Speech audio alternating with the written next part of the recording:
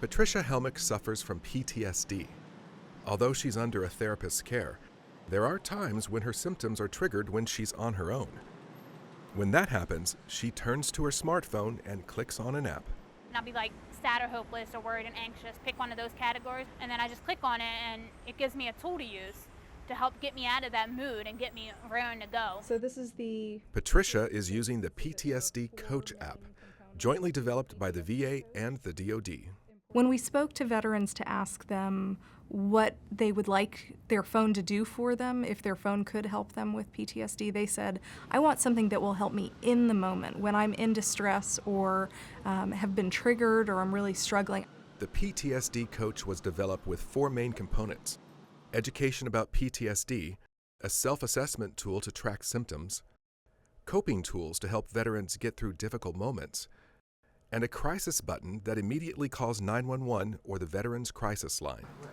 Thank you for calling the Veterans Crisis Line. This is Kaylee. How can I help you? All of the information provided is entirely consistent with what's provided on our National Center for PTSD webpage and on our My Healthy Vet site. The coping tools that help veterans get through difficult moments is the heart of the Ptsd Coach.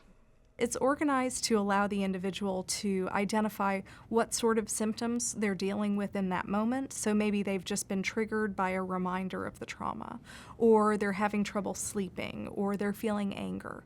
And it allows them to identify those symptoms, and then we provide tailored coping skills that can help them get through that moment. For example, if you're feeling highly anxious or triggered, the app provides very clear relaxation tools. One is a progressive muscle relaxation exercise, and another one is a guided imagery exercise to help people sort of go to a peaceful place and just for a few minutes take a break from their current experience. Other problems also commonly occur alongside PTSD.